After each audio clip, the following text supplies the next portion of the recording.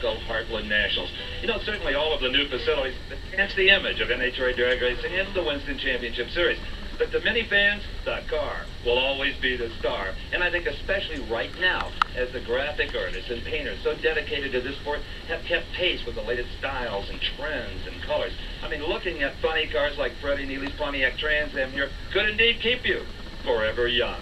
In fact, everywhere you look in this pit area, there are glorious examples of style and color. But you know, sometimes the light that shines the brightest is not from chrome or paint, but from within the human spirit, as Bob Fry discovered.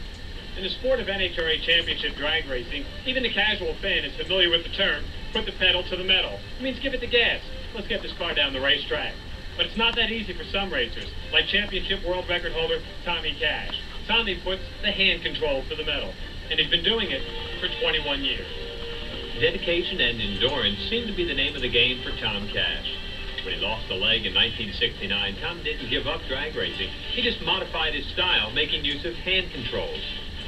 Well, we actually ordered them from a company back in 1971.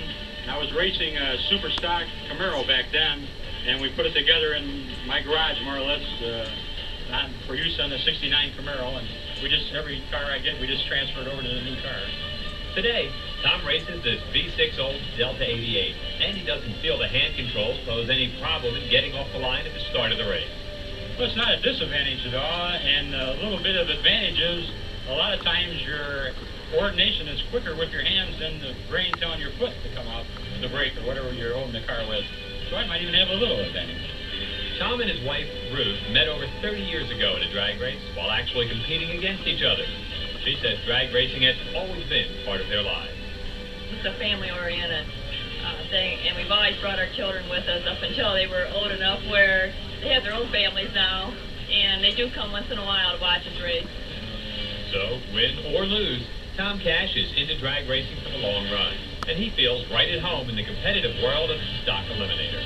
All classes are tough, and you got to have a little bit of luck along with your ability, and I've gotten pretty far. I got to the semifinals 3 times, but I just haven't had that luck to break into the winner's circle.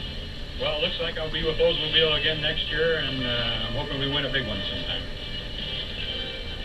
Human interest stories like Tom Cash's are not at all unusual in drag racing, because despite all of the emphasis on speed and machinery, the heart of NHRA is its people. Becoming part of